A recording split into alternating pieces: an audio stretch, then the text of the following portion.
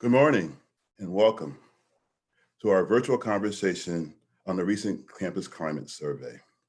Today is geared towards faculty, and we want to be able to talk with you about your experiences and ideas as we move towards a more inclusive UCF. My name is Kent Butler, and I am the Interim Chief Equity, Inclusion, and Diversity Officer here on campus, and I truly appreciate you all being here with us. I will be moderating this conversation, but I will be joined by several of my colleagues from across the campus. And we're going to sit and discuss the survey results as well as have important dialogue focused towards action. The conversation today will help us to kind of create the action plans that the university is looking forward to with regards to diversity, equity, and inclusion. It was announced by President Cartwright earlier this summer. My goal is for us to be productive in our conversation, informed by the comments that we are hearing, and in the things that we've heard from our previous two forums, last week and this week, of course. And we're going to try to create a safe space for everyone to be able to share their views and know that we are listening and hearing what they're saying. Before I share the survey overview, though, I'd like to introduce those who have joined me and are a part of what you're going to be hearing from today. Some of these members are part of my ODI leadership team. Dr. Leanne Roberts, Interim Director of Diversity and Inclusion in the College of Engineering and Computer Science. Dr. Devin Jensen, Associate Dean in the College of Graduate Studies. Commander Pablo Vargas from the UCF Police. Dr. Melody Bowden, Associate Vice Provost in College of Undergraduate Studies Associate Dean. Dr. Candace Bridge, Associate Professor of Chemistry in the National Center for Forensic Science. Dr. Cynthia Muniz, Director of HSI Culture and Partnerships. Dr. Lisa Mills, Associate Professor of Film. Dr. Marie Latisse, Associate Professor of Modern Language and Literature. Dr. Tusi Harumi, Professor of Instructional Design and Technology, and Dr. Carolyn Hopp, who recently retired as a faculty member here in the School of Teaching, Learning, and Leadership. And I'm happy to have them all here. Also joining us is Dr. Patrice Lancy, who is the Assistant Vice President for Operational Excellence and Assessment Support, and Uday Nair, OES's Director. Together, they help with the analysis of the climate survey results and are very much appreciated for what they've shared with us. Listening in today is President Alexander Cartwright and Interim Provost Michael Johnson, so they can hear from you all and know what direction we're going to be leaning towards when we finish these conversations and start moving towards action. This time, I'm going to present to you all a PowerPoint presentation of our survey results.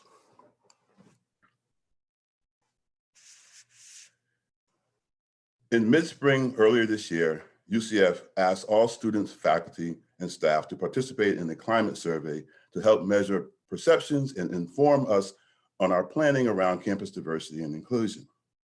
It was important for us to know what the perceptions were and what people were feeling with regards to their ride here on campus.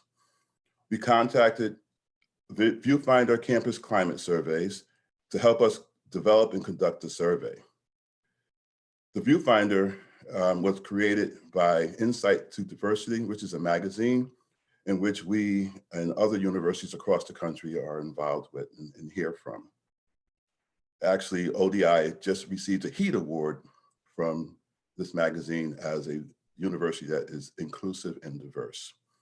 The survey measured overall climate at UCF, how welcoming UCF is, work or learning experiences here at UCF, personal experiences of discrimination, bias, and or harassment, campus diversity plan, and safety on campus and in our surrounding community.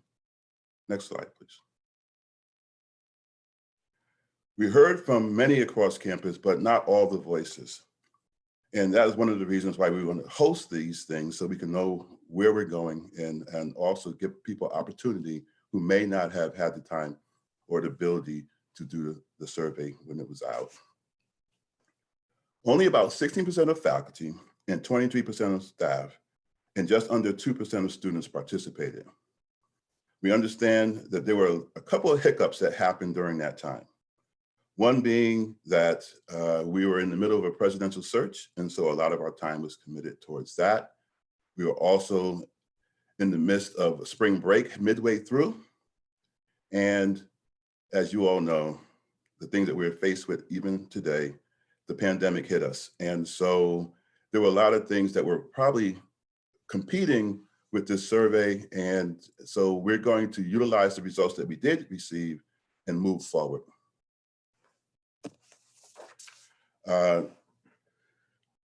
So we're grateful for those of you who did provide us with these responses.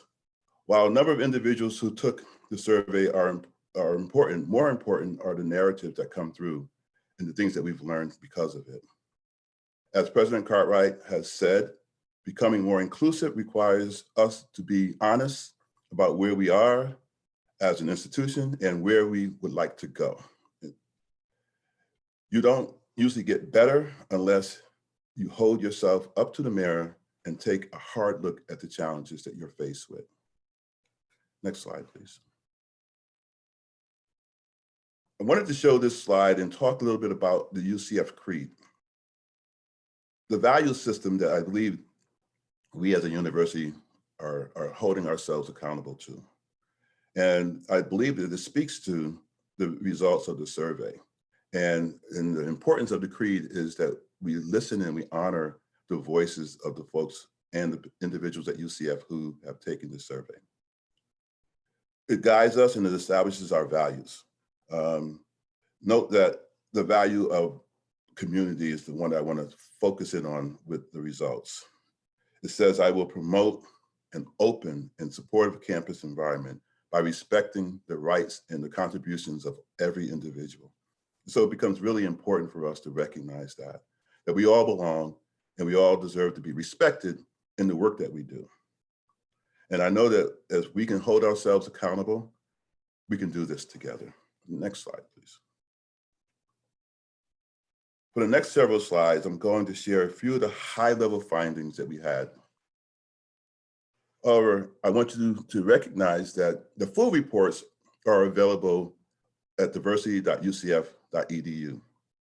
These include more data, demographic characteristics of the respondents, and analysis from the team of Operational Excellence Assessment Support. And they cover more of the survey responses than I will be doing here today. I want to also let you know that the overall climate from the faculty, administrator, and staff was generally positive, which makes us all feel good. But it's important for us to look at the numbers of negative, don't knows responses because they also tell a story. And on key issues like this, it's really important to know, why do people feel the way that they do? Or if they don't know, why is that? Next slide, please. These next two slides show not only the aggregate responses to several climate questions from faculty, administrators, and staff across the top, but also the breakdowns of responses among different groups on the bottom. We need to pay special attention to what those stories are and why people who come from different intersectionalities are saying different things. For example, almost half of the respondents indicated that all personnel, including campus leadership, are not held to the same code of professional ethics and conduct. And we can see that employees of color had even lower rates of positive responses for both of these questions. Next slide, please. This slide echoes some of the work I did before in my role as faculty fellow for inclusive excellence, and the discrepancies I found in how different groups perceive their treatment here at UCF, including concerns of their contributions not being recognized, valued, or rewarded. These findings are similar to what we've heard when we hosted faculty focus groups last year on some of the same topics, as well as the results of our last coach survey among faculty. We got to hear some really gut-wrenching narratives from individuals, and we really wanted to make sure that we didn't just listen, that we really sprung to action. And these are the types of things that are happening now. Because it's hard to feel welcome when your hard work is not valued. I want to point out the discrepancies here among women and employees of color, particularly among the faculty. For a more detailed table with the listings of questions on overall climate, as well as a breakdown of the respondent groups and their standard deviations above and below the mean, I encourage you to look at the full faculty and staff comparison report that's posted on the website. Next slide, please. The next two slides cover some of our student responses, but I want to point out that because of the low participation rate among our students, we cannot generalize this data, nor does OIES, did they do a robust comparison of these reports to our faculty and staff surveys. Good to see that students overwhelmingly are satisfied with the learning experiences at UCF. We also saw a majority of positive responses about recommending UCF to other students, or that faculty created welcoming experiences in the classroom where students were encouraged to interact with one another. And about 3/4 of the respondents said they felt safe among their students expressing their views and opinions in the classroom. Alarmingly though, we see a high percentage of those who did not agree or did not know if they felt a great sense of belonging. There's something we need to unpack together and hear those stories to discover why, because as I said earlier, we need to be able to recognize these things.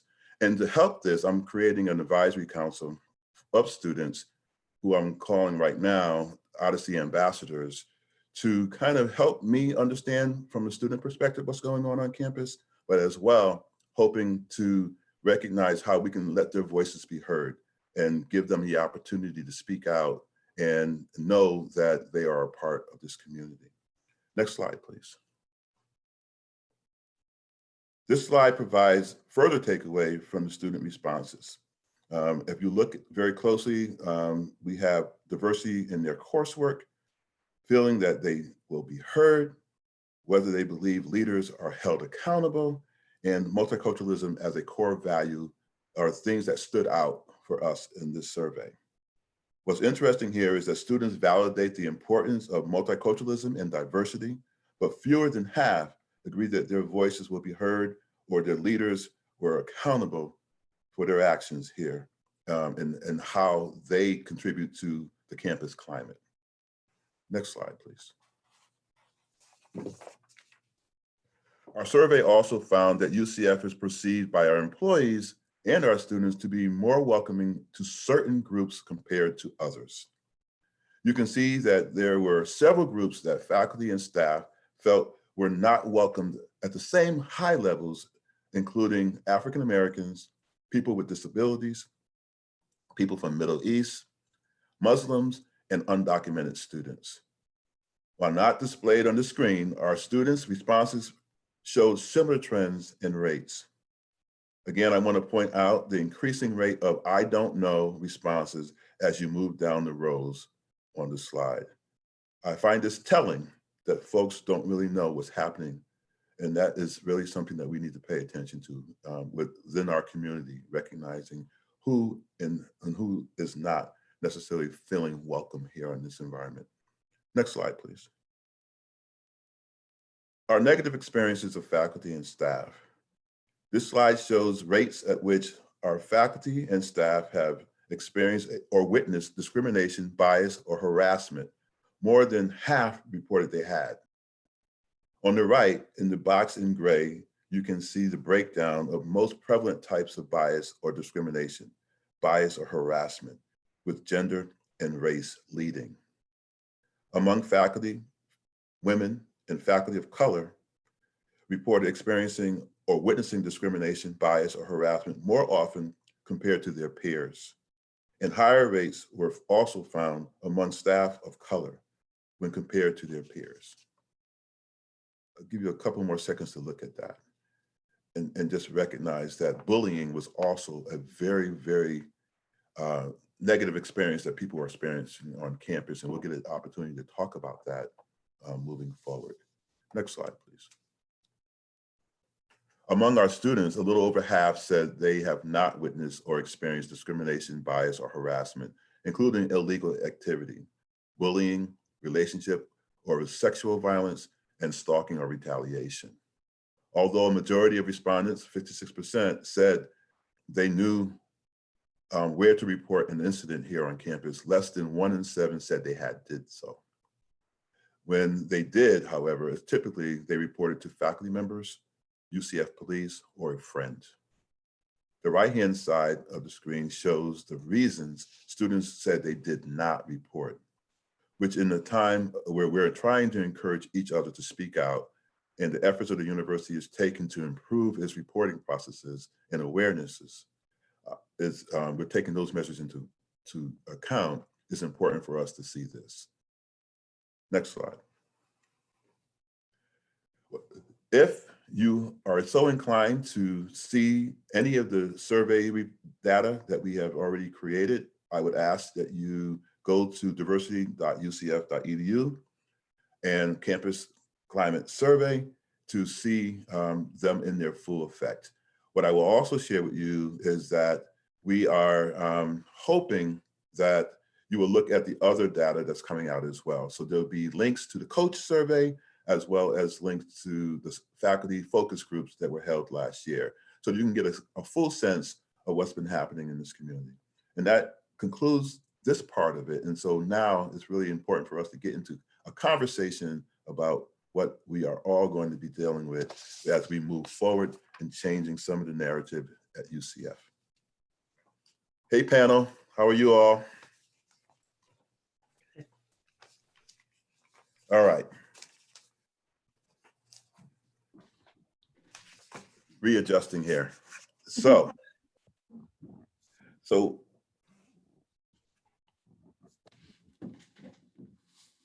I have some questions for our panelists, but before we do so, I want to inform you all that you can raise your hand with the feature at the bottom. And if you would like to speak, you can. And if you do not want to speak, you can type your question into the comment section in the Q&A box, and we will try our best to address it. Please recognize that we may not be able to get to your question. So if you are putting it in as anonymous and we can't get to it, we will do our best to answer those questions. But if you have your name there, we will do our best, if we can't reach it, to reach back out to you and have a response to any questions or thoughts that you may have. If you prefer not to speak today, you are always welcome to directly contact me. And you can directly contact me at skbutler.ucf.edu. We are simulcasting right now with UCF YouTube channel. If any attendees know of anyone who's having issues right now who they can't get into the Zoom, I would ask that you please direct them to the YouTube link at the events section of EDU. So, panelists, a lot has happened over the past couple of months. And so I would like to ask you, in a conversation geared towards action, what should we do or be doing to better recognize the efforts of our faculty? Can you share any initiatives or programs that we could institute more broadly?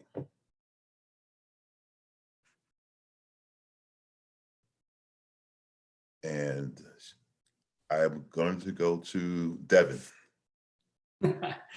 Thanks, Dr. Butler. Appreciate that.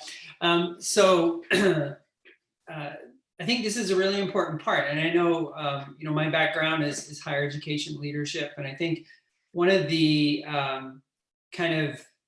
weak points that many universities have, not just us, but many universities have, is selling ourselves and celebrating ourselves for the good things that we're doing in so many different contexts and situations. And so we know that research is such an important part of the role that we share as faculty members, and being able to celebrate the work that we do, whether it's in small ways or more larger ways. I think of, out of the Office of Research, Dr. Klonoff in coordination with, who's the Dean of the College of Graduate Studies, if any of you are not aware, who coordinated with Faculty Excellence, the Office of Faculty Excellence to start the Luminary Awards. And the Luminary Awards are an annual celebration that we have of different faculty members who have really contributed in their scholarship and their research to our community, both our internal community here at UCF and to the larger community in the fields of study that those individuals are interested in. And we celebrate at Blue Gardens and have hors d'oeuvres and some nice beverages, and give an opportunity to recognize these individuals who are doing so well in their research and in their scholarship and stuff that they are so passionate about. So to me, I think that's something that's really new here at the University of Central Florida, and it's something that we're continuing to do and will continue to celebrate each year in a different way about the research that's going on here at UCF. Any others? Yes, Marie. Yes, can I please ask for some clarification? When you ask for effort on the faculty, can you be more specific? What type of effort are we talking about? Especially in the context of diversity and inclusion. I just want to make sure that I would answer the question correctly.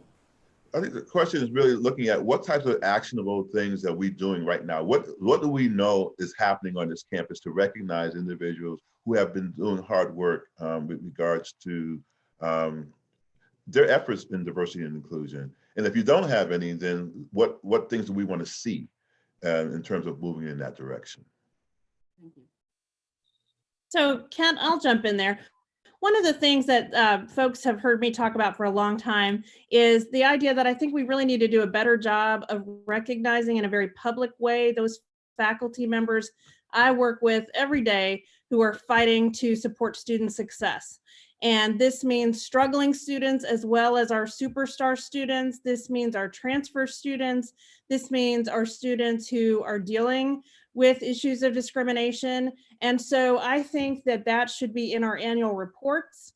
I think that should be in our every teaching award application. What am I doing to help those students who are behind and who have lots of potential, but the system may not be recognizing the ways in which they're achieving? So to me, that's a huge thing that we could do, and it would go a long way to recognize the incredibly hard work every day that faculty are doing. And I know a lot of them are taking a break from doing that preparatory work right now. Right. Dr. Bridge. One of the things that we've done in the chemistry department at UCF and when I was a faculty at Howard University were the internal awards that we did in our departments. I think this was also very helpful, at least for me. If I won an award, I was recognized by my immediate peers. It's one thing to be recognized on campus or outside, but it's also really good to know that the effort, the work that you're doing in the department is seen by your department or your college. So I really like that idea, and I don't know if anyone's not doing it, but I would encourage other departments to look at that. Yeah, Dr. Hopp, you are an Order of Pegasus recipient, and you have seen a lot on this campus. What do you see happening in regards to rewarding people for their diversity and inclusion? I think, and thank you for that acknowledgement. I was going to say that I think that it's very important for us to not only acknowledge faculty, but in order to create synergy in terms of our efforts to acknowledge faculty and staff as well, because they are the ones that really support us. I think in terms of, I had someone ask me once, they said, I see on your bio you have Order of Pegasus, and it took a very long time for that to be, recognized. I mean, it is the highest award that is, given at UCF. And I always ask myself, why is it that more students don't know about that, or, more faculty don't know necessarily about the, the Pegasus professor? So I think that what we have to do is to make sure that it becomes a fundamental part of the fabric of the university, and not something that you, at one particular time, you recognize and, you know, and have these conversations and have these recognition. So I think from a policy standpoint, people have to believe that it's really something that they can aspire to. I heard that from other faculty, and still do, because I'm still doing work with the university. So I think, you know, making it a part of the fabric of the university is the biggest piece for me. Okay, great, thank you. Any other thoughts? I also think that it is important that the immediate administration, for example, chairs, you know, would recognize their own faculty and their potential within a, you know, specific department. Because a lot of time, what can happen is minority can feel overlooked, or and that could give them a sentiment of not being enough, you know, even though they realize that they're doing work that is very valuable in their department, but because of the fact that they're not being put forward by their peers, then, you know, they lose trust in the system. So it is important that the value comes from the top down as well, you know, so faculty can feel like, you know, they're seen. And when I use the word seen, it's very important because it happens a lot that minority are just not seen or not heard. Definitely. I'd like to jump in and just make one other point about awards, and that is that they're such a good motivator. I mean, what this is really all about is having the community come together, faculty and staff, and do things, change things, take action to help our students succeed. And when they know that those awards and recognitions are out there, it's more of a motivator for more of them to do these things. So that's the other end of the importance of these awards. Thank you, thank you. I do hear the term awards being used a lot on this panel. So we also need to take a look at the instrument or how these awards are being given. Because a lot of time, you know, the rules and regulation can be written so that minorities or people who are deserving of these awards cannot, you know, get these awards. So it's something that we seriously need to look at, and also look at who would be the evaluators of these, you know, files. Because if you have people on the committee who do not believe that a certain type of people are deserving of an award, well, you know, it's like, you know, you're going into a tribunal, but you're not in front of your peers. You're not being judged by your peers. So that can be a real problem as well. So we need to look at all the different steps. You know, awards is beautiful, yes, you know, but how do you get the award? And I'm pretty sure that if we have a study that would look at how many diverse faculty, and mainly, you know, faculty Afro-descendant, how many of them have been able to receive awards, you know, on campus, I'm pretty sure the percentage would be very low.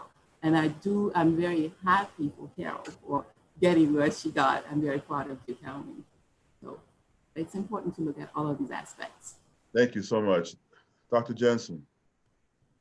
Yeah, I just wanted to kind of add a little bit to this discussion. We want to be careful that we don't get too caught up in the big things that we do. And it shouldn't be in terms of making sure that we're recognizing our faculty. It's not just about awards. To me, it's about a concept of civility. It's about being good to each other in our workspaces and in our work environment. It's about, you know, the little praises that go a long way when somebody teaches a class, you know, and the department chair says, you know what, I really, you know, Maria, I really appreciate you taking on this class. I know it's a big job for you, and I appreciate the thought and effort that you put into to teaching that particular class, or, you know, whatever the case may be. I think there's a lot of ways that we can give praise and give recognition to people that make them feel comfortable and make them feel that this is a place that they're welcomed, and that the efforts that they're putting in to be part of this community here at UCF are being recognized. You know, and sometimes in just little ways.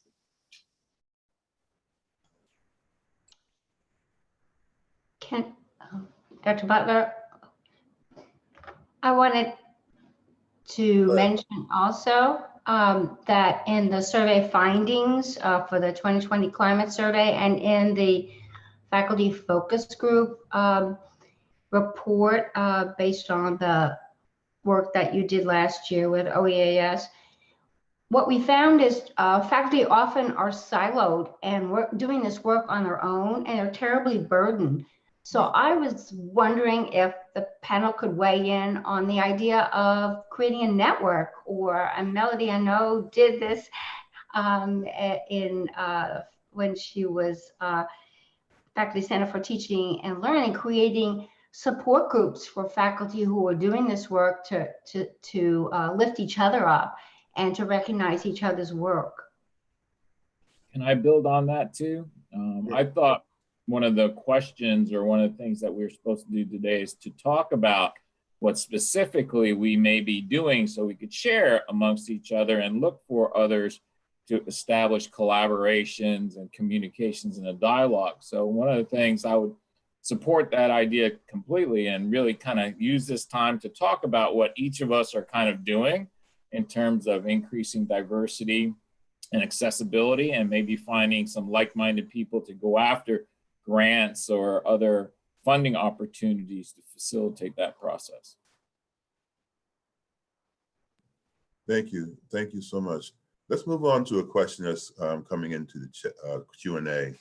What programs or policies does UCF plan that will address the specific problems identified by the Black Lives Matter movement? This is the anti-Black racism, police brutality, and violence that disproportionately targets Black and brown bodies, other forms of structural racism that is specific to Black people.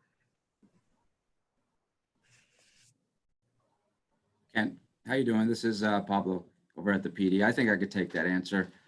Great. Kent, one of the things that we're working on here at UCF PD is really transparency. We've recently launched a police transparency website, and our goal for that is to really share who we are, the actions that we're continuing to do, and the policies that we follow. We really want to let you in so you could see exactly what we're doing here at the PD on a daily basis. We don't want smoke and mirrors. We want for everyone to be able to see exactly how we operate in our policies. That's very important to us. Our chief of police reminds us daily to always do the right thing. And that is our commitment here at UCF. We work tirelessly to build and keep the trust between law enforcement and our community. And our motto is to do the right thing. So we always stay committed to listening, learning, and growing alongside our community. And that is our goal here at the UCF PD. Specifically, for that question, some of our actionable items that we've worked on is we've implemented the 8 Can't Wait recommendations, for those of you who are familiar with that, and that is focused on reducing police use of force. Very recently, just in June of this year, we've updated our response to resistance policy. And we've received some additional guidance and training on our duty to intervene, which was very important to us to get that. Just yesterday, I came back from an implicit bias for command staff training, which was amazing. I mean, I learned a ton, and this is a training that UCF PD has been doing for many years. It's something that we've been doing before most agencies, and we've invited some of the best trainers in the world on implicit bias to come and teach our agency. So this was more of a refresher, but I took a whole lot more as a leader than I did the first time that I took it as an officer. And our goal is to send some of our officers to the same training, but as a train the trainer on implicit bias, so that when our new officers come and we onboard them, we're not waiting for that class to open 8 months down the road. We're doing it from day one when they get here to this police department. So those are some of the strategies that I just wanted to share on that question, Kent. Thank you. I'll also add that President Cartwright has put forth a consultant to come to our university to talk about helping with the action plan, our strategic planning towards diversity and inclusion and things along those lines. I believe that within this, we'll be able to have the opportunity to incorporate these types of measures as well in terms of what's happening with that. I know that the resources are now being committed to diversity and inclusion and these types of efforts. And it becomes important to continue to hear the voices. There's a lot of talk and conversations that are going on. Maybe it's not as transparent as it may need to be, but they're happening in regards to these efforts and what we can be doing. And there are things that are being put into play to kind of support this. And I think there are things that are coming down the pipe. And so we're being mindful of that. But I think, again, I don't want to move away from the fact that I think discussions about this is important, because if I hear from the students and or other individuals who are feeling that they're being marginalized or being attacked or being retaliated against, I can only do something when I hear it. And so we can, we know that it's happening, and we can direct it to the reasons and the spaces that need to have that reaction dedicated towards that. So we're looking at doing those types of things as well. I thought I could see that Leanne Roberts wanted to say something, so maybe she didn't. I'll go ahead. Well, I also want to mention your council. We have been working hard, several of my colleagues here, Dr. Candace Bridge and Dr. Bowden and I, and Dr. Muniz as well. We have been working on the ODI programming committee. One of the things that we've been doing is we're looking at the current courses and trainings, workshops that are already being offered, and seeing how we can expand those to be more relevant to today's time. So some of the issues that we see happening in our society right now, we're looking to incorporate that in future trainings that are being offered.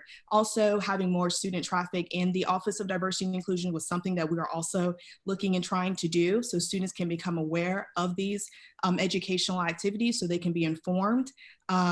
And then, of course, if they are informed, they will then go and inform the communities that they work in. So those are some of the efforts that we've been doing that way over the last year to incorporate within this academic year. So it's a process that has been working on, and you will begin to see some of those actually come to pass this academic year. Yes, definitely. And to add to Dr. Roberts' statement, one of the questions that we have often asked each other is, how do we reach faculty, staff, and students who would not come to these workshops in order to continue moving the needle? Because we all know when you're preaching to the choir, we all do the same thing, but it's not just the choir that we need to talk to, it's the entire university.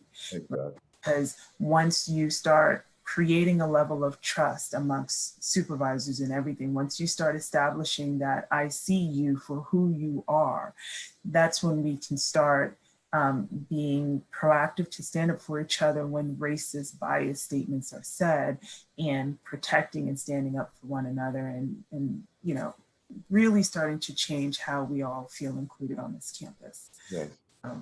Dr. Muniz, let me ask you to weigh in on here, especially with regards to how things are moving forward within our culture, especially being at HSI.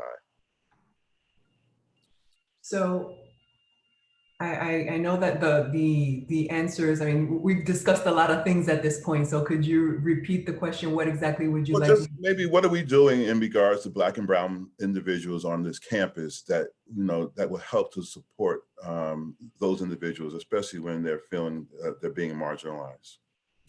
I guess I would take this opportunity to highlight the associations that we have on our campus that provide that space of support. And look at the Black Faculty and Staff Association, the Latino Faculty and Staff Association, and our Pride Faculty and Staff Association, and the leadership, the presidents of those three respective organizations. We have conversations of how we can support one another, the intersection lived experiences that we all have.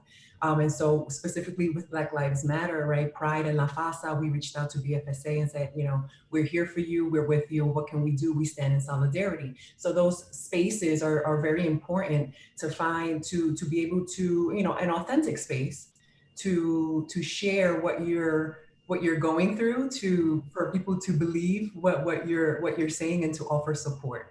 So I'll keep it there, but definitely those associations, they provide those courageous spaces and love, right, and love to move forward together. So I think that's a good transitioning point to the next question I have. And so fear of retaliation from speaking up is something that we hear very often. It's up to each of us to kind of help create safe spaces and empower people to advocate for themselves. How can we do that and do a better job of encouraging people to share their concerns, especially when they feel as though they may be retaliated against, and to open up the dialogue.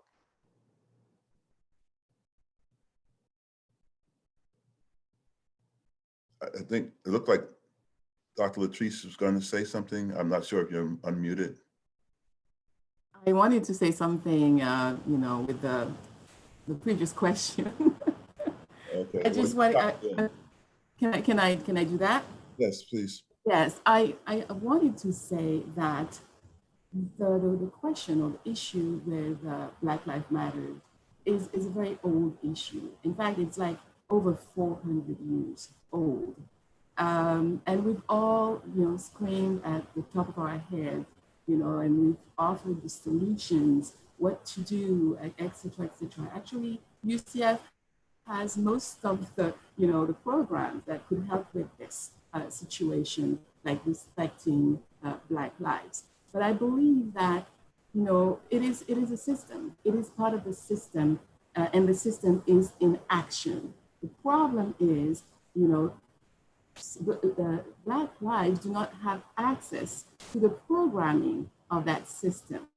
Therefore, we cannot change the system.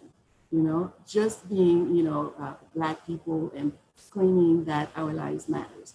It has to come from the other side that has programmed the machine. I would want to see more of my white colleagues put programs in place, working with, faculty of, Afro-descendant faculty to change the climate, change the situation. I think that this is the only time we're going to see a change on campus and in America. As a Black person, I cannot, other than telling you, listen, I matter, I cannot change it. Those who benefit from the system, those who have privilege from that system need to stand up and say, I recognize it. I want to be the one who will make the change. And I'm going to rally all my friends, all my white friends, my Caucasian friends, and we're going to stand up and say what has been done was not right. We are ready for change. And I hope that our president and our provost will, agree to change it from that perspective. It cannot come from the bottom up. It has to come from the top down. Thank you. I appreciate it. Dr. Hopper, it looked like you were going to share something. I know you had your mic unmuted, so I just wanted to check in. Yes, I was going to say that I think we talk about, changing policy, et cetera, but I think in terms of, I was, going to sort of shift to the next question. I think in terms of seeing tangible results of things. I hear from our students that we talk a lot, we have lots of rhetoric, but they don't really see tangible results. And so I think in terms of the issues related to, and I think you were going to move on to the next question, Dr. Butler, in terms of,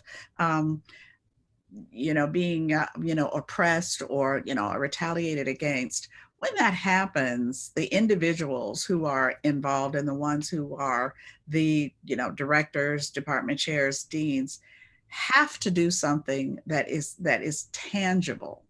Right. It's not enough just to say that, well, obviously we don't condone it. But I think there have to be really tangible results of, of things and situations. And it has to happen right away. It can't be, well, listen, I'll get this on my calendar when I can. Yes. It has to happen. Let me ask you a question there, though. When you talk about tangible, and I think that's one of the purposes of that question that was the previous question is, what are you going to do when it comes to Black lives? And so, that question, when you think about it, is like, yes, what I want to do is this.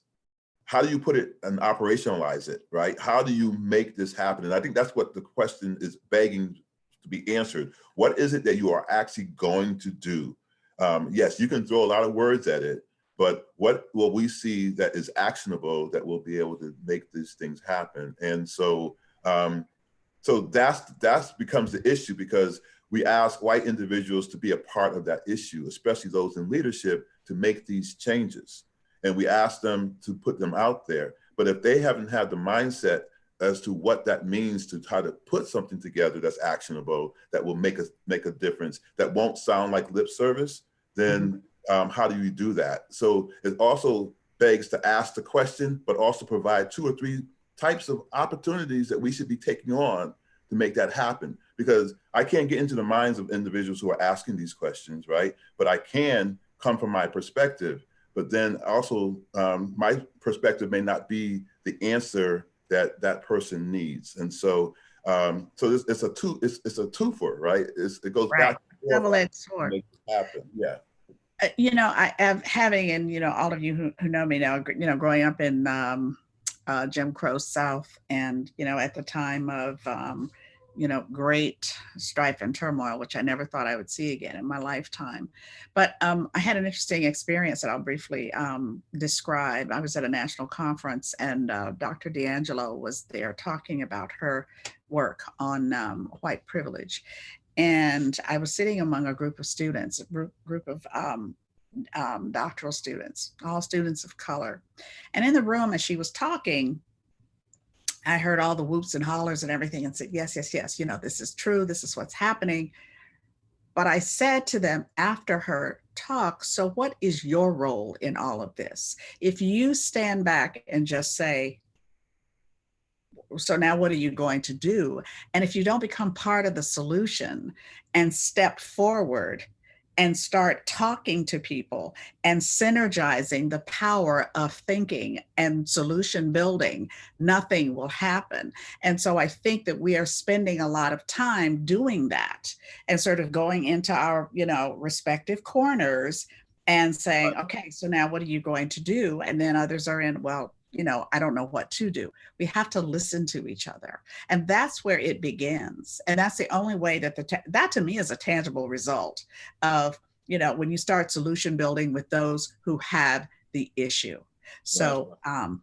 And so there is a purpose for having these conversations, because the conversations then bring out the thought process even that much further. And so I know there's a lot of pushback sometimes that, well, we've had these conversations for years and for years, but maybe we haven't had these conversations with the right people who can make these actions move forward, right? So we've been talking about it amongst ourselves. And now we have a time where people are listening more intently because they've seen things, right? There's something about that 8 minutes and 46 seconds that has changed the narrative of how I believe white individuals see the lives of Black and brown individuals in the world and on this campus at the same time. And so now we use that momentum moving forward, because I think we were trying for so long to say, this is what's happening. This is what's happening. And we would hear people saying, oh, that's not happening. I've been pulled over by the police before, or I had this, or I had that. And so now people are like, wait a minute. Now I've got a link to what these individuals are actually saying. And I'm now motivated to make that thing move forward, right? It's like you don't get affected by cancer until somebody in your life has cancer. I think that visual of 8 minutes and 46 seconds helped people to see what that cancer is in society, especially when it deals with race and relations. Well, and I'll just make this last point. There are lessons to be learned, because when we use the term white privilege, and I have said this, you know, in terms of trying to explain what my personal view is on Black Lives Matter, and people respond, you know, in very different ways to that. And I said, the thing to consider, and it's a lesson, I think, the thing to consider is that when you have had all the rights and privileges that you should have, that have to be legislated, as had to be done in 1964 with the Civil Rights Act, and then of course in 1965, and you know, and things were not done with deliberate speed, you know, it rests on the psyche. So I go back to that and say, you know what, there's a difference, but we have to be able to have the dialogue, because you know, I said that to someone and they said, well, I hadn't put it into those terms. And I said, well, you know, think about it. You know, if you've had to have things legislated to have the rights that you are, you know, owed according to, you know, the Constitution, it's, you know, it rests on the psyche. So having those kinds of conversations, and you can't do it unless you come together to do it.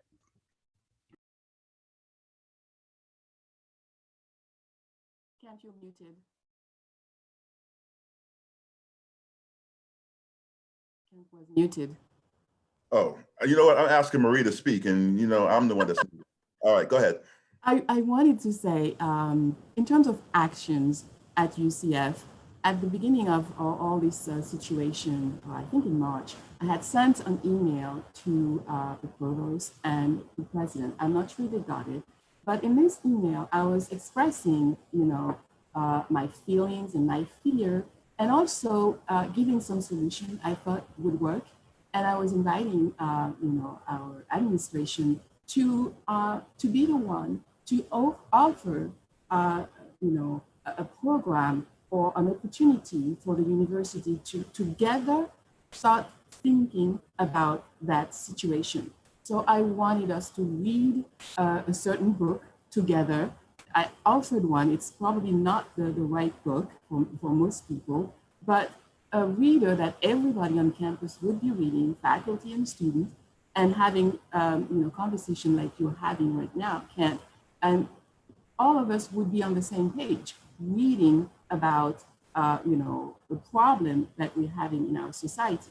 So, and also changing the curriculum, making it mandatory that students take certain courses to understand what is happening and why we're talking about white privileges. Also, the third thing that I would want to see at UCF as part of the action is a place to come to exhale, all of us. A place, like a physical place on campus where we could atone, Black and white. We could even write down on a piece of paper what we feel that we have contributed to the situation, and take that piece of paper and then ceremoniously, is that a word? Burn that piece of paper somewhere to symbolize that we are letting go of that energy that has held us hostage and put us against each other for so many years and so many centuries. I think UCF would be leaders if they were doing that, because we have faculty writing books saying things about Black people and putting us in the national conversation. We need to do something. So if we could have that place of, like, I don't want to call it a chapel because that would be too like spiritual, but a place where everybody on campus could walk through and then write down, yes, this is my part in that problem, in that issue. And this is what I want to let go. I recognize that I am a problem and I'm letting it go. I'm burning it and I'm coming back on the other side, changed. Well, thank you. Thank you for sharing that. I'm going to move on to our next question that was in the Q&A. Awards and recognition are tremendously important, especially for the enormous amount of invisible labor by BIPOC, and that's Black, Indigenous, People of Color, faculty. But it would be more valuable to hear about the strategic work at the highest levels. What structural changes are being made? What equity analysis are being conducted? How are we embedding accountability at every level of leadership? I'm hoping that the panel can address this. And so I'll start off by saying that this is starting at the senior leadership level with some of the things that are put into place by President Cartwright and his leadership team. So I do know that we are doing things along the lines of having some anti-bias training. We are bringing in a consultant who is going to support and help us work through some of the issues that are going on on our campus. We're opening up the dialogue. As a person who is a part of the president's cabinet, I know that we are actually having these conversations where we may not have been having them before about what happens in the lives of individuals from these indigenous cultures who are dealing with these types of things that are happening on our campus. And so we're moving in that direction. Again, I go back to the transparency that we need to be having with regards to this and be more vocal and visible to the campus as to when these things are happening. But again, we're looking at all these things and we're having these types of steering committees and groups that are coming together to talk about this. I know that the Faculty Senate is working on ways to kind of bring leadership in on these kind of conversations and these talks. We are also dealing with a lot of other ways of making people accountable for the things that are happening, like in the search processes, and making sure that we're bringing in people and not using implicit bias that stops people at the door, right? We are looking at how we can bring people onto this campus. So others on the panel, what are some things that you would like to share or talk about with regards to this? I just have a quick question that I'd like clarification on with regards to this question. Is it, I heard rumors that President Cartwright is looking to hire an actual, like a permanent VP of Equity, Inclusion, and Diversity. Is that happening this year?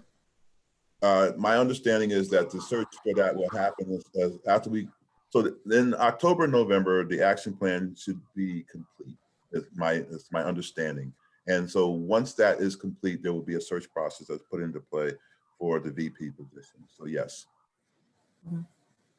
I think that's one strategic way of having and maintaining this sort of conversation at the presidential level. And I think once that position has been filled and it's a permanent position on the cabinet, I think there can... It's already a permanent position on the cabinet. Well, I mean, sorry.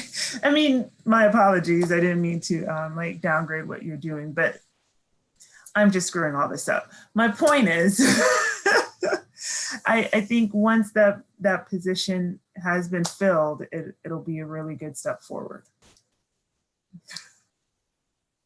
Any others? Devin.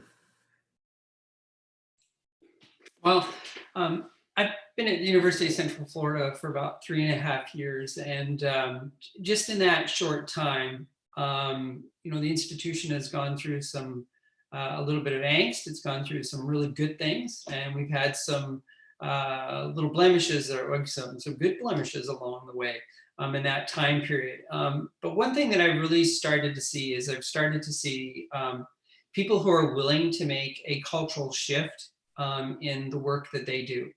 I think of a couple of examples that I want to briefly mention. So last year, all leadership at the University of Central Florida was required to do ethics training and do a code of ethics training.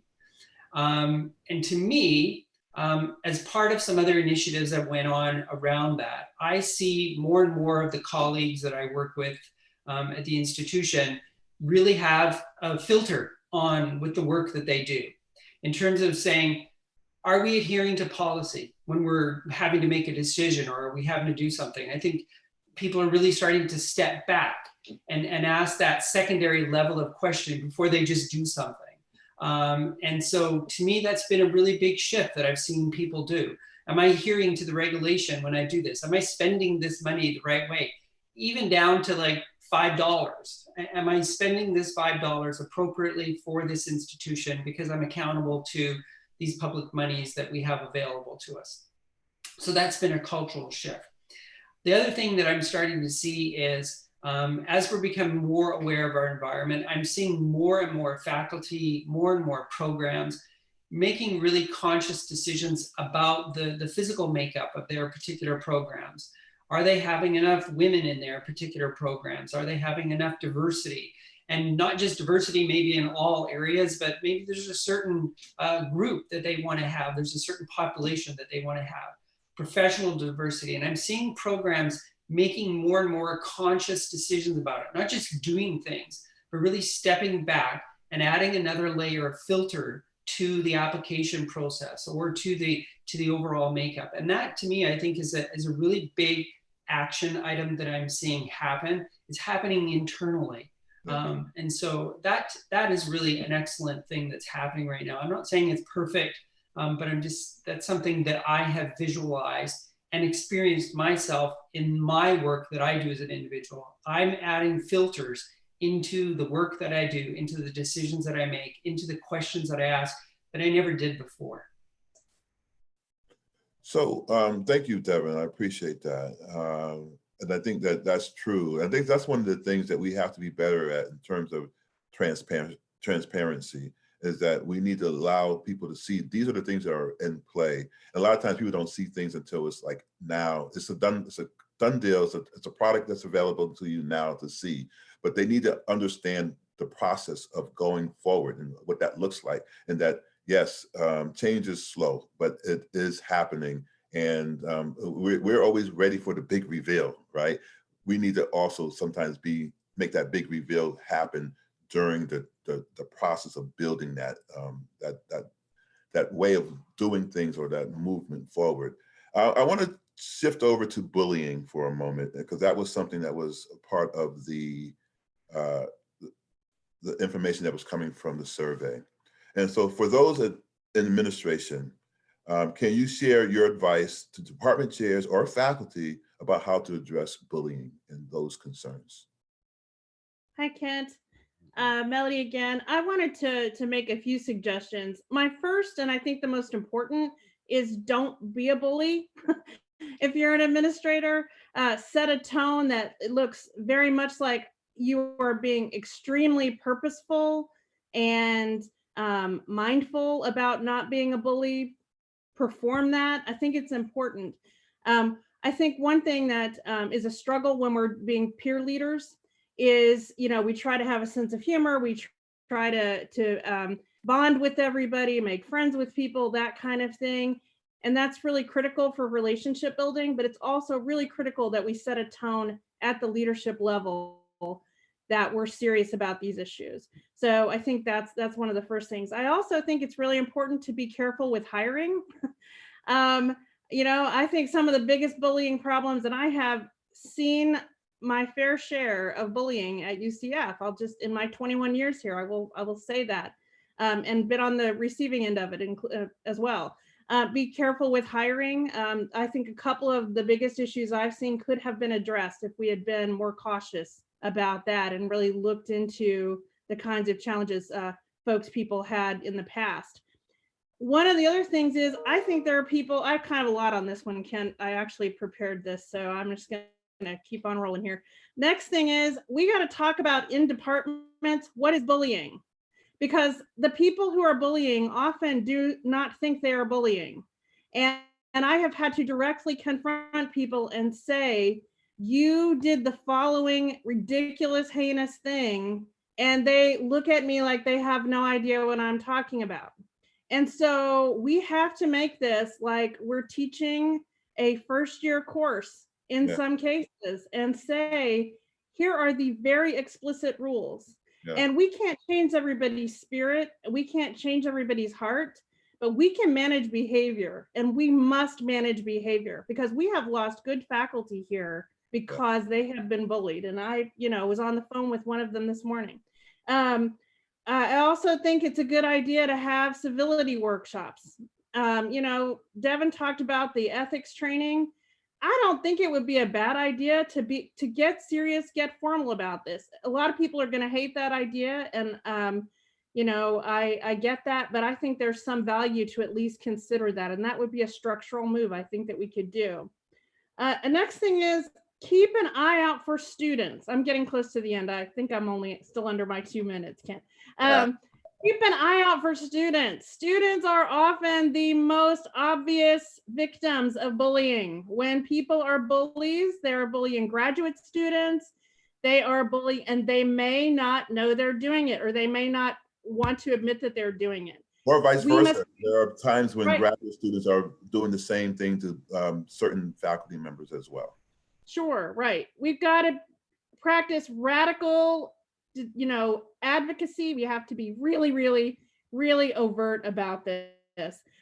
I used to talk a lot with students in my faculty center role, and the biggest thing that students said to me about diversity that they regretted was when faculty members did nothing when something bad was said in a class. And this applies even more for administrators. It applies to all of us. When someone says something, you don't have to know, you don't have to fix it on the spot. You can't fix that person, but you can say, what you have said is inappropriate. What you have said makes me uncomfortable. those kinds of things. And people need to practice saying those things in front Yes. of the mirror. What you have done makes me uncomfortable. Yes. I mean, I'm all about consciousness raising, so I'll do my feminist workshop another day. And then we probably need to think about some collaboration with UFF to make sure that that administrators are being not being bullies and are being civil as well. And so I'm going to stop there. I know that was a lot. Thank you It for wasn't even close indulging. to 5 minutes. You did really, really well. You did really, really well. Any others? Devin? Yeah, so this is a really important issue. Shortly after I came here and with Dr. Klonoff and the other associate deans in the College of Graduate Studies, we were concerned about the overall graduate climate in this particular context. And so we've conducted a climate survey, and one of the things that does stand out is the concept of bullying. And we kind of know, I think Melody kind of broached this notion that what's going on, but nobody says anything, and that it really wasn't that bad. So people try to kind of just brush it aside a little bit and don't take it seriously. And so as a College of Graduate Studies, we really wanted to take this seriously. And so for this particular year, starting in the fall of 2020 here, we're instituting a new policy, and we kind of worked through all this stuff and met with associate deans and so forth. And so in order to work in the College of Graduate Studies as a faculty member, you have to get grad faculty status. And grad faculty status grants graduate faculty the opportunity to have 3 responsibilities in essence in their role. One is to teach graduate level classes. So you can't just come in as a faculty member and start teaching graduate level classes. You have to have grad faculty status before you do that. The second thing is to serve on graduate committees. So that might be, for instance, because I have purview over this, the grad curriculum committee. So you might sit on the grad curriculum committee for your college or for the whole institution. And then the third thing it allows you to be able to is to supervise and mentor doctoral students or theses students. So it gives you those 3 things.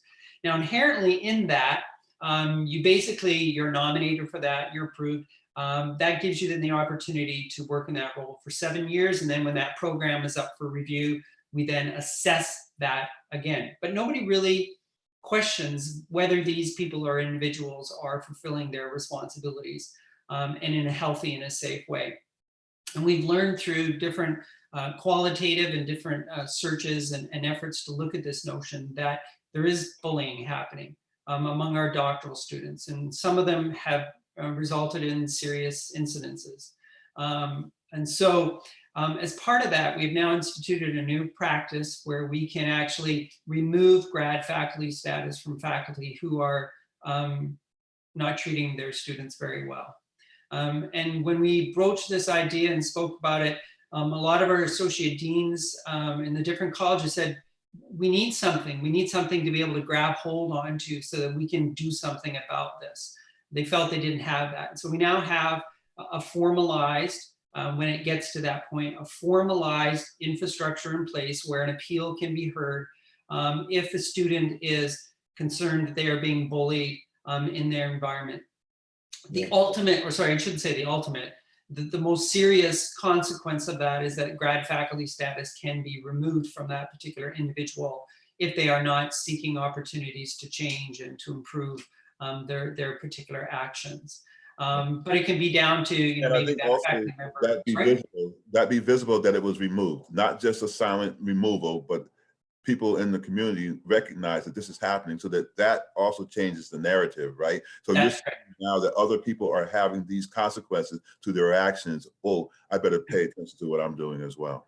Exactly. And so we hope we never have to do this. We hope we never have to remove grad faculty status, that there are both informal and some maybe more minor formal procedures in place that can help change that particular individual's practice in terms of how they mentor and work with our doctoral students. But tied to this is this concept of mentoring. We want to make sure that faculty, because we were dealing with faculty here, that faculty are mentoring their students that they work with in healthy and safe ways. And just to wrap it up, this goes back to what Melody said, is that there's a lot of people that are bullying that don't know they're bullying and don't even think they're bullying. And Well, they so know. we need to raise that awareness along this. Yes, and I mean, I think that's really interesting. I think it ties to, if we think about all the privileges that people have, it deals with the same thing that happens with racism and bullying and all these other things, sexism, all those things are tied to people. They kind of know that they have the upper hand. They just choose not to kind of put any qualifiers to it or be valued by it. So as we know, we're in the midst of a really hard time right now. Some people say that it's a double pandemic. A lot of it has to do with what's going on with COVID, but at the same time, the things that are happening in Black and brown communities. This next question I would like to ask you all it deals with our mental health. So mental health care is possibly the most important thing this semester. Biopic, I keep saying this. So Black, Indigenous, people of color, community members have access to counselors and or therapists that look like them and understand their unique perspectives. How can faculty help students seek out I'm sorry, you all, I just don't know how to say that word yet. Therapists and say that again? BIPOC. All right, I haven't heard it before, so BIPOC. So BIPOC therapists and mental health support that is designed especially for them. So I'll start off by saying I'm a counselor educator by training, and I am very, very much attuned to the need. I actually have worked with colleagues to create competencies around multicultural social justice counseling. And so part of that is recognizing that we need to be just competent in our areas. And so while I believe that people are better served sometimes by people who look like them and have had same experiences, I also change the fact that if those individuals are not available, that others cannot be able to utilize their counseling competencies to be able to support individuals. But I know that at the university, especially when I'm looking at CAPS, is really filled with individuals from a variety of communities, intersectionalities, and I believe that that's really important. The university also has opportunities for faculty and staff to kind of reach out into their services as well, not at CAPS, but there are services that are available to those on the campus. And so with that, I'll turn it over to others who might want to share or say something along those lines. Dr. Butler, I was just going to say, we have, and you and I are familiar with this, when the College of Education was reaching out to the community to provide, counseling services, et cetera. I think one of the most important things that we need to do is to take away the stigma that is attached to, seeking help. There are many students who, and I've talked to them, they come to me and the first thing I say is, I'm not a counselor, I'm a mentor. I can talk you through some things, but you really need to seek, more professional assistance. No, we're not going to do that. And so I think that there have to be informal ways to do that. Sometimes it's through mentoring programs, and everybody has to, I guess, take a step forward. And then I think we have to really understand that culturally, when you're talking about the Black diaspora and Black and brown, there is a deep seated belief in not doing that. And so there have to be very, I think, more informal ways to do these things, obviously with professionals who are well-versed, but maybe there are conversation groups that can be had or whatever. But I think just taking into consideration all of those things that go into students making decisions to seek assistance. Thank you. Any other voices from the panelists? So just by way of saying, yes, there are services. And if I could be of any support to anyone who knows that people are not finding those avenues, I know that out of CCIE, we have a counseling clinic that is free of charge for individuals to go to as our students who are mental health counseling students, but they're being trained at the same time to be able, and they're being supervised in those experiences to make sure that they are bringing no harm to clients. Lisa. Yes, I just wonder if there might be a way for individuals. I feel that there's always been great resources, but the students are unaware or they don't want to go over to that part of the campus or, make the walk. And I just wondered if they could become more visible in more areas of the campus in some way, even if it's just setting up a table in each building at some point during the term to hand out brochures or make students more aware and more comfortable with these services and how they operate, just informationally making them more aware of those services. Right. I think there's definitely ways that we can do that, and we should do those types of things. But I think one of the issues is that confidentiality comes into play. And here at campus, we, FERPA and all the other things that are in line with how we deal with individuals' information. And so we have to be very mindful of that and careful of what that looks like with regards to individuals who are seeking support or seeking help, because we also have to take into consideration that we have to hold their confidence as well. And so those are the things that are, that we need to be on the lookout for, right? We need to have an eye towards seeing people who are in distress and understanding why things are happening in their lives. And then maybe it's like similar to what Dr. Hobbs said, maybe we take them by the hand and try to get rid of the stigma of what counseling is so that we can move them to a better existence and try to improve their mental wellness. If there's not anything else along those lines, let me go to the next question here. COVID-19 has made us rethink how to deliver our courses. In doing so, we're also addressing equity and accessibility issues among our students. So Tusi, I'm asking you directly this question. Your area of instructional design. Can you share some advice as to how to best address these concerns, as you have called it out, a level playing field so much for our students? I wonder if you can address that. Sure. Thanks for asking, Kent. I really believe in a kind of a high-tech, high-touch approach to addressing equity and accessibility issues. We now have the technology that uses a combination of learner assessments, data analytics, and spaced repetition that can really help ensure students have at varying stages of their academic and professional preparation, have the basic knowledge and understanding of stable and fundamental facts, concepts, and principles that are necessary to advance in an efficient, effective, and engaging manner. But technology, as we all know, is just a tool. It's only as useful as the people and what they do before, during, and after the use of technology. So if you have a minute, I'd like to just kind of give you an example.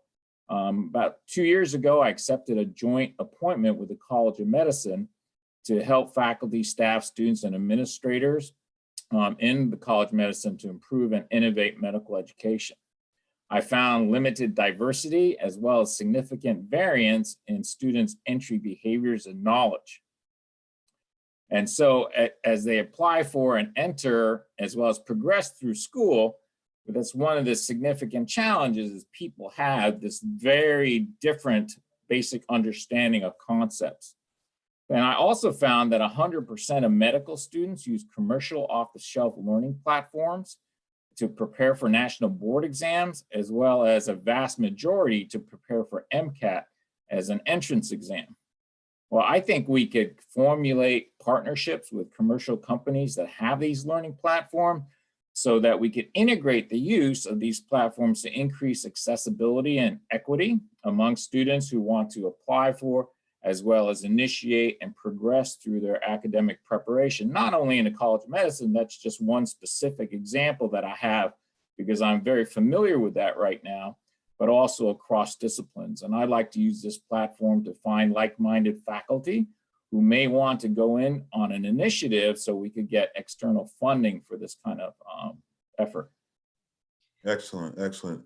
And then, I think also in terms of accessibility, we need to be mindful of individuals who have physical and or other types of disabilities or accessibility issues. And so when we're thinking about our classes, especially those who are going to be online, recognizing that we need to make it accessible to those who may be deaf or hard of hearing, and or those individuals who have visual impairments, making sure that we are putting into play those types of mechanisms that are helpful in moving forward.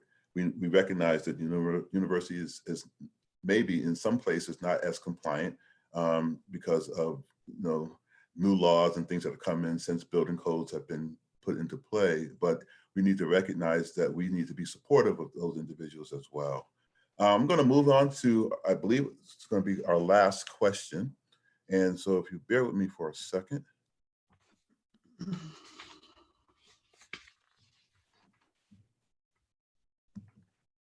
So earlier this summer, President Cartwright announced his commitment to making our search processes more inclusive to help with diversifying our faculty and staff. Some efforts already are underway in HR and faculty excellence, but what are the actions that you would like to see? And I want to combine that with another question that came in from the Q&A. And if you'll allow, hold on. How will UCF address the structural bias that happens in conversations around hiring new faculty? Hiring former students who tend to look like their white teachers, criteria for hiring that asserts comfort level with a candidate. I like them, they're nice. That rejects candidates who research makes the search committee uncomfortable, or that rejects candidates whose research is characterized as angry because it deals with racism or problems of American history and culture. So that's a mouthful. And I just wanted to know from your perspectives, what are we doing to really equal access our search process? Lisa. Ken, I think I just want to say very quickly, in all of this, I think that we and all of us have been part of search, faculty searches and staff searches, et cetera. But I think with all that's been said today, what we have to make very clear to anyone who's coming into the culture at UCF, that we share certain beliefs about what expectations are of faculty. So we have to ask the hard questions, I think. We have to, for example, provide scenarios in the questions that we ask and find out as much as we can how that particular candidate is going to respond to certain situations, et cetera. But, and I guess, you know, in summary, we just have to ask the hard questions. We also have to make it very clear what our own beliefs, ethics, integrity, et cetera, really are. And everyone who is on any search committee should understand that. You know what happens when you get into those, you know, those conversations in a search committee, everybody's personal interests come out. But at some point, all the searches that we do have to be for the good of the order and not necessarily just for, you know, those individual agendas or department agenda or college agenda. It's like, how are we adding this particular person or persons to the, you know, to the body here at UCF that drives this institution? Well, I'd like to make 3 quick points. I've been thinking about this that I think could be fairly easily operationalized. First of all, this is my 21st year at UCF. I have been on so many search committees. I found it to be an extremely frustrating process, though I'm very optimistic about the future. I would like to point that. I think things are going to get better. First of all, we are always so behind in beginning our searches because of the operationalization of our budget. We need to identify when we're going to hire people much earlier so we can get started in the process of recruiting the people that we want over the summer even, and going out to our conferences and doing the recruiting that I see other institutions doing. But I've never been able to do that because I usually don't find out until October whether or not we're actually going to get a position. And then it's a big rush. And that's part of the problem, is we don't have the length of time we need to thoroughly investigate the excellent candidates that we want.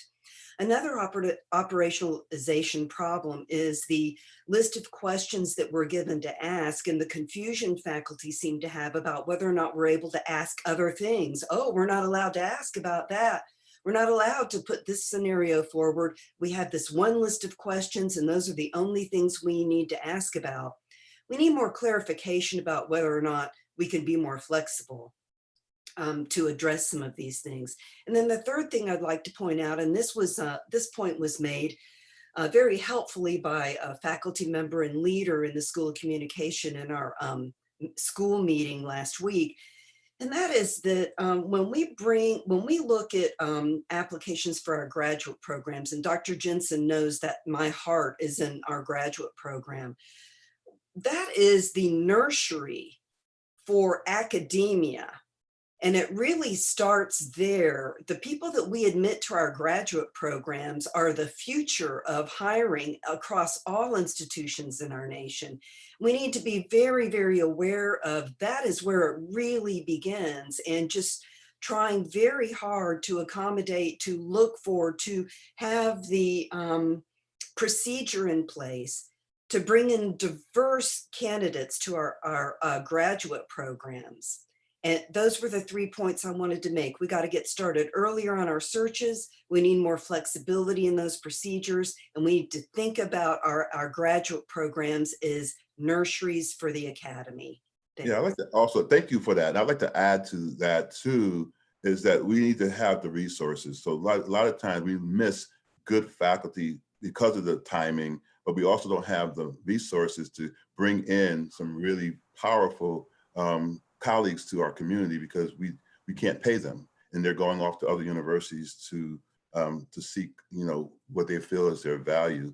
And the other thing is to kind of help others recognize that because somebody comes to this university and is coming in as a person of color or from a marginalized community, doesn't discount the fact that they are just as much a part of our community as anyone else.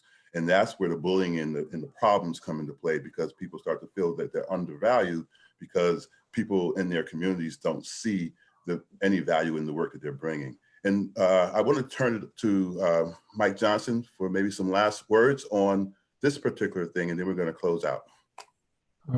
Just very briefly, we are seeking to really change the search process for faculty and staff in response to the really clear understanding that the system we have in place does not produce the diversity of faculty and staff that we would like, or administrators. And it's not magic, and it's not complicated. There's a set of procedures that have been adopted by some other universities, typically as a result of advanced grants. Those focused on trying to get more gender diversity, but it's also valuable for every other measure of diversity. But in fact, it's going to be rather intrusive into a comfortable search process. It will need to involve things like training about implicit bias. It will need to have people like diversity advocates, whatever title we land on, who are better trained to ensure equitable treatment of different applicants. But I believe it also has to require a degree of rubric and rounds scored probably anonymously by search committee members. And all of this is an effort to overcome, I would phrase part of what I heard Dr. Hopp and Dr. Mills say a little differently. It's a tendency to give a holistic evaluation of people's CVs. This one looks good to me. Turns out they're a lot like me. I didn't realize that the criteria I used for this one, I ignored when I looked at this one, who comes from a different institution. So I actually think we need these intrusive, somewhat inflexible, but in this regard, ways to interrupt the very comfortable process that's been part of our tradition for a very long time, not just here. So those steps are underway. I don't know for sure just how the search rules will come out. That's OIE and HR and faculty excellence are all working together on those. And then I wanted to underscore one thing that Dr. Mills just said. I think we should be searching for those colleagues, whether or not we know we have a position in the fall. The schools, the departments and schools and institutions that do a good job of bringing a diverse faculty do so because they really care about it and they nurture relationships at conferences and at other institutions with a diverse faculty.